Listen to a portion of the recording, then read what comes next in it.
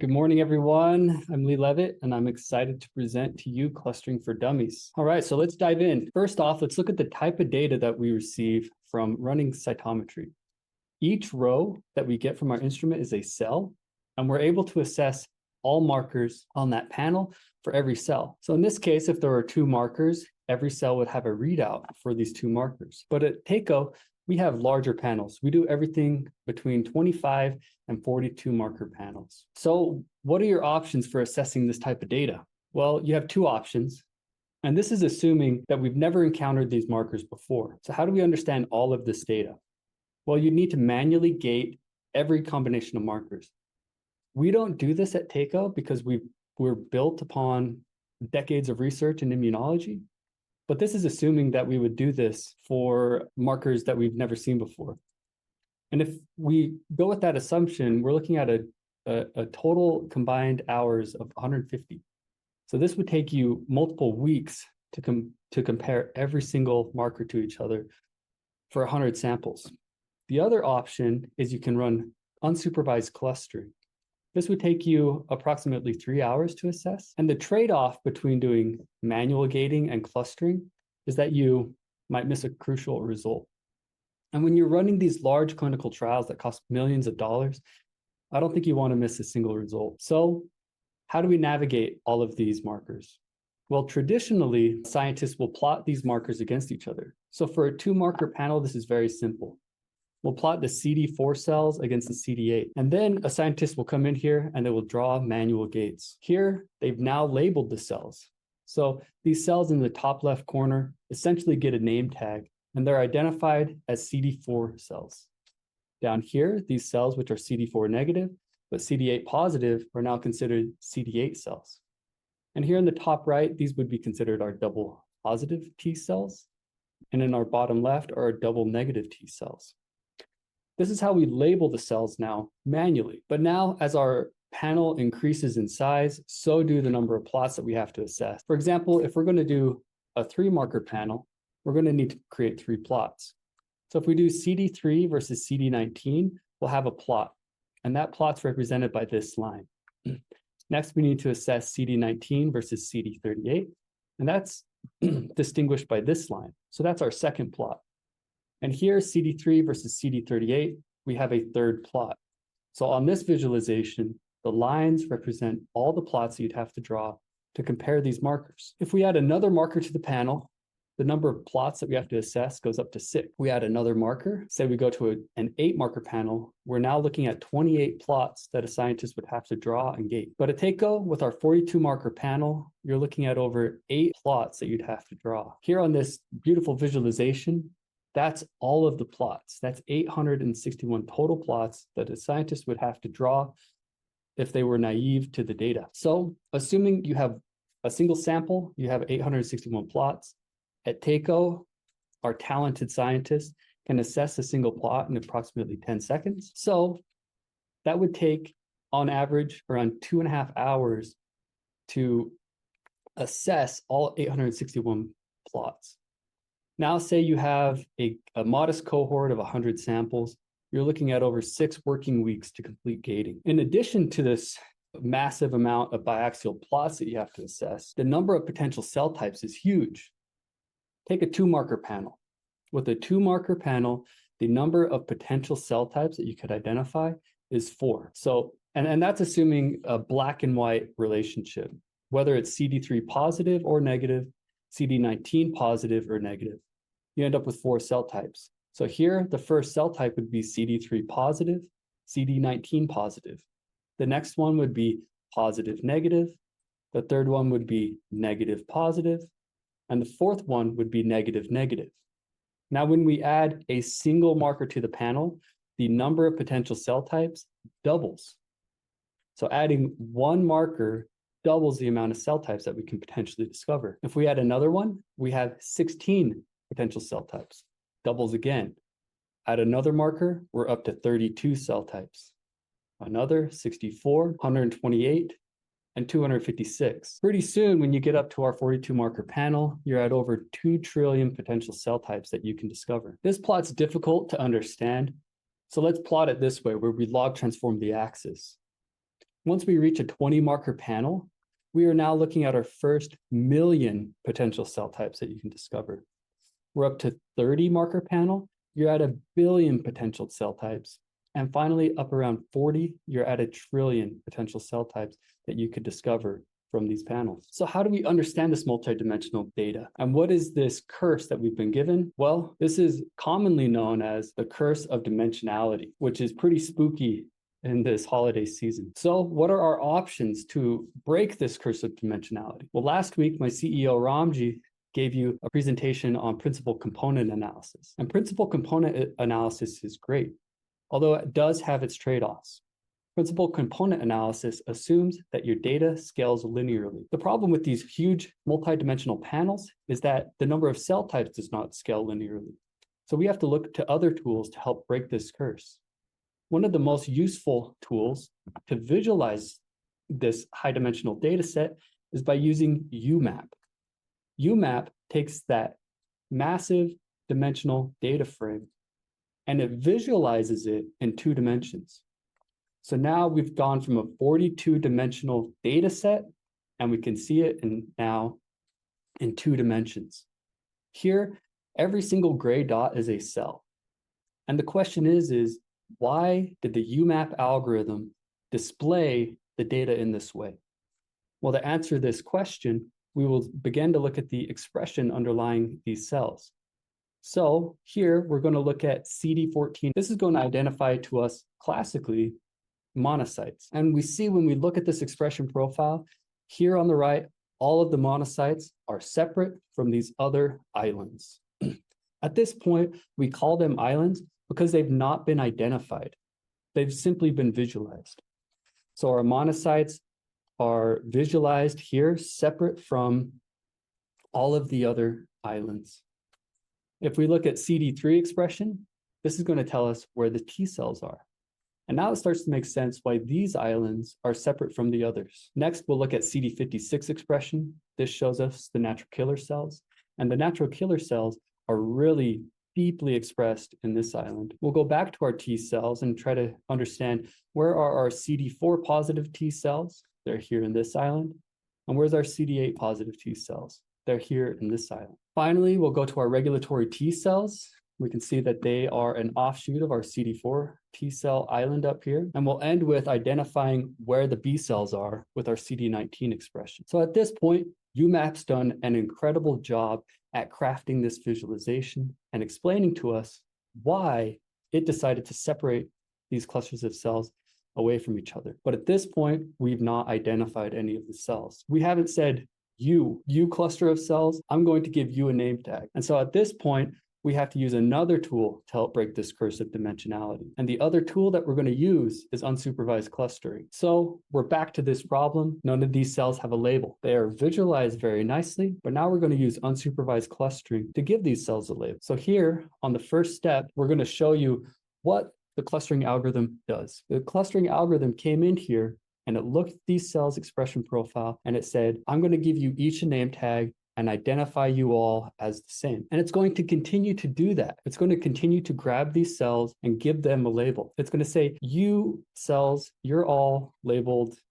label 3, label red, label orange. And the clustering algorithm is going to do this at a very rapid rate, and it's going to label all of our cells. So now all the cells have these name tags. They're classified as each other. And now the question is how did this unsupervised clustering algorithm work? The algorithm that we use at Takeo is called Phenograph, and we're using a fast version of Phenograph. So to understand how this algorithm works, let's look at a very difficult problem that clustering algorithms struggle to cluster. Here's a simulated data set. We have 2 simulated clusters. The first is a concave shape, and in the middle of this concave shape is a tight cluster of cells. A traditional clustering algorithm will really struggle with this problem. It'll struggle to identify this as 2 clusters. Oftentimes, it'll cluster this into hundreds of clusters. Sometimes it'll cluster it into maybe 2 or 3, but these traditional clustering algorithms really have a problem with identifying this as 2 clusters. So why does Phenograph excel at this? Well, Phenograph is built on the back of these social networking researchers. And so on the first step of the Phenograph algorithm, it's going to take all of these cells and it's going to create a network. It's going to draw an edge between every cell. Here, it draws the edges, and then it's going to weight the edges. So cells that are close to each other are going to have thick, strong edges, and cells that are further away from each other are going to have these weak edges. Then on the second iteration of the clustering algorithm,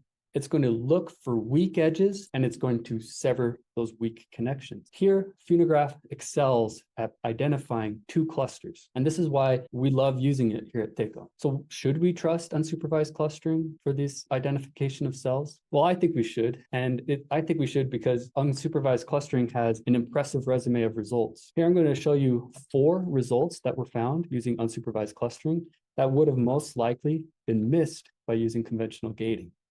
The first one is a distinct circulating T follicular helper cell that's higher in typhoid disease patients than controls. The other one is a novel NKT cell subset that might have a protective role in post-transplantation cytomegalovirus infection. The other one is a very unique B cell subset with a complex expression profile that was significantly higher in relapsing patients that had idiopathic nephrotic syndrome.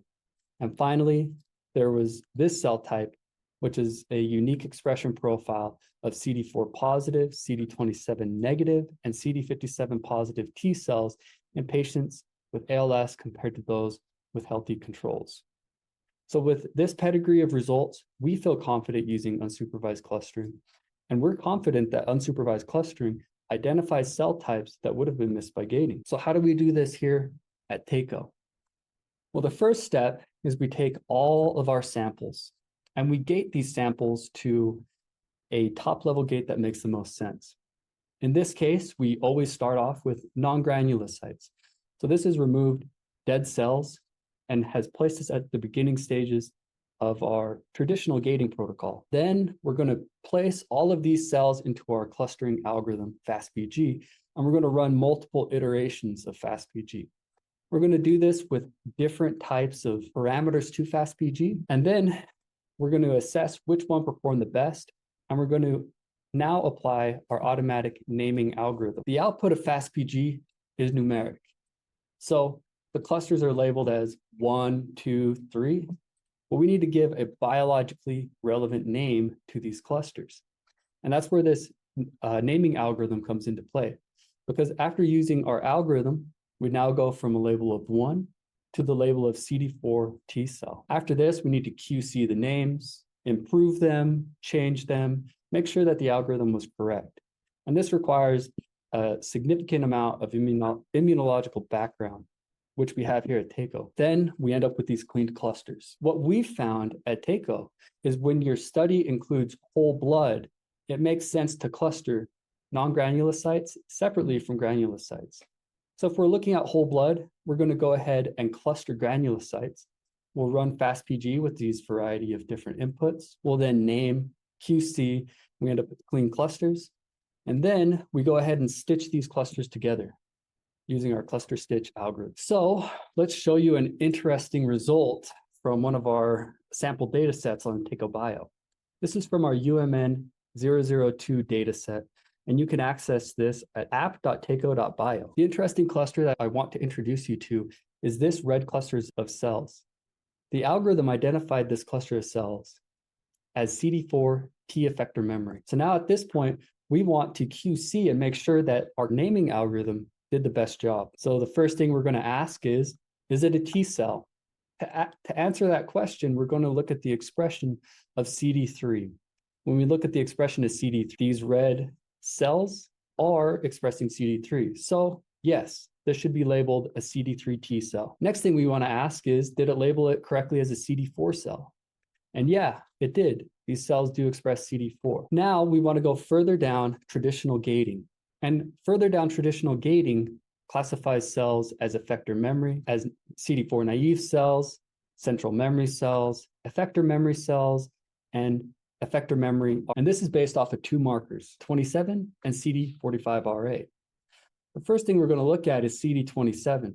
We can see in general, this cluster of cells is CD27 negative.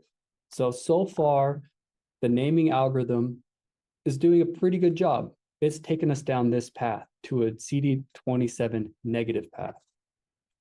The next question we're going to ask is, did it effectively identify the cell as an effector memory or a TEMRA? So the marker we have to look at is CD45RA. If it's CD45RA negative, we'd consider that an effector memory. If it's a CD45RA positive, we would consider that a TEMRA. Well, when we look at the CD45RA expression, the naming algorithm didn't do the best.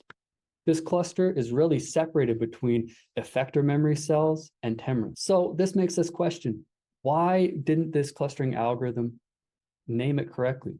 What is defining the shape of this cluster? Well, if we look at other markers, let's take KLRG1, for example. We can see this pattern of positive expression in this cluster, which really starts to define the shape of this cluster. The other marker that we can see is TBET.